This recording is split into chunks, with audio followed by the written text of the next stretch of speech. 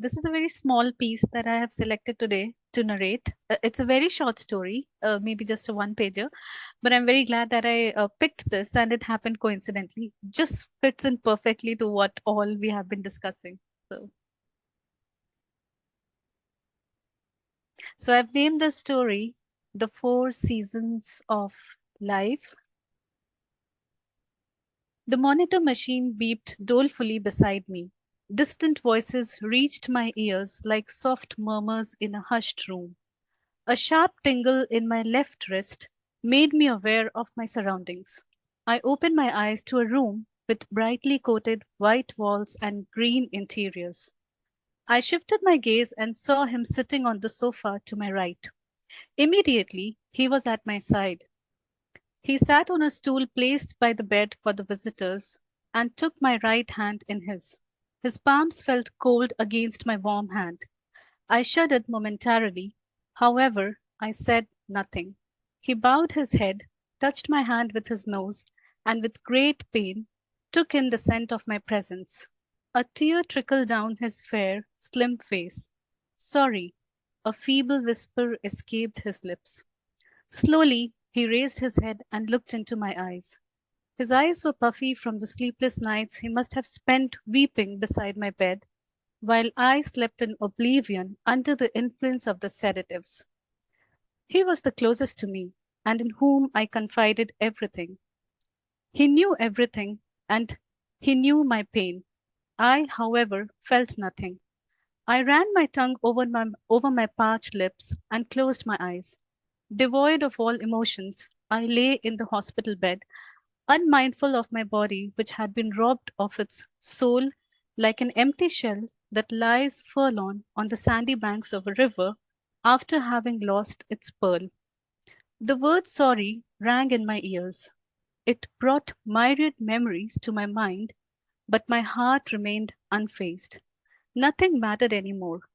I had seen it all come and go like the four seasons, the season of spring and of love, of hope that gives birth to an intense, burning insatiability which only a downpour of the clouds from above can satiate. But then there comes the mist at the end of it all, which engulfs everything in its wake and leaves behind a pall of hazy nothingness. I had experienced all emotions. Could there be anything else to experience? I was sure no. I had given my all then, and had given up all now. I have succumbed to fate. It is needless to question whose fault it had been, because in the end it all seemed mine. There was no one else to blame. I saw it all coming, and I chose to play blind. The spring had subsided, and with it had subsided all hopes. The little that had remained had dried up like a pond amid a desert.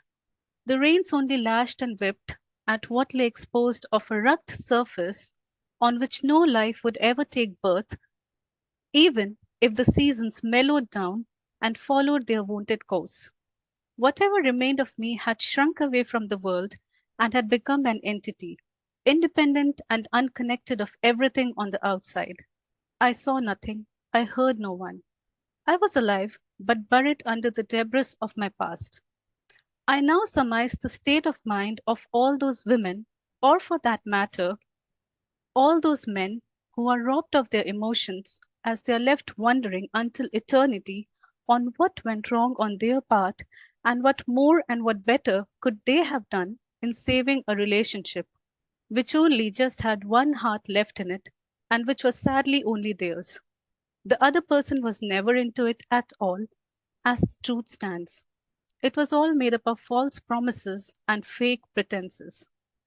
Days and years went by as I stood at the edge of a precipice, not wanting to step back, but neither did I step forward. A very strong, very positive force never let me do that, because standing beside me at the edge of the precipice was the same man who sat by my hospital bed. While I dangled between life and death, he prayed for me. While I struggled through the tides and ebbs that swell and fell inside me, he prayed for me. While I hoped to die each day, he prayed for me. Nothing had ever been his fault, but he apologized. He could have left long ago, but he stayed put and obliged. The day he had held my hand and a tear had trickled down his face, I had thought that he was weak, and probably weaker than myself, because I had endured so much, and still my eyes were as dry as dust. The way I now see it is that that tear was not a sign of weakness, but instead it stemmed from immense courage and strength. It is for the weak and the cowards to run away. He never did. He stayed, and we sailed. It is raining outside.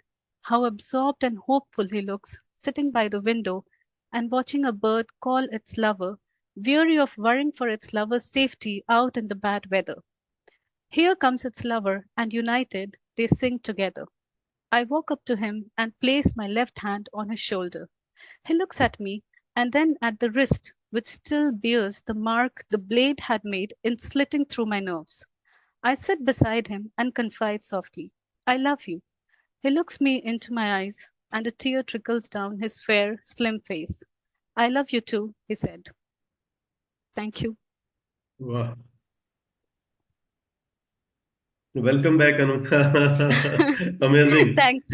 I have As a very always. sore throat, but thanks. As always. So I'll only ask Dipti. Very touching. Very touching, Anna. Thank you, ma'am. Beautiful. Thank you. So thank you, Anu. Thank you so much.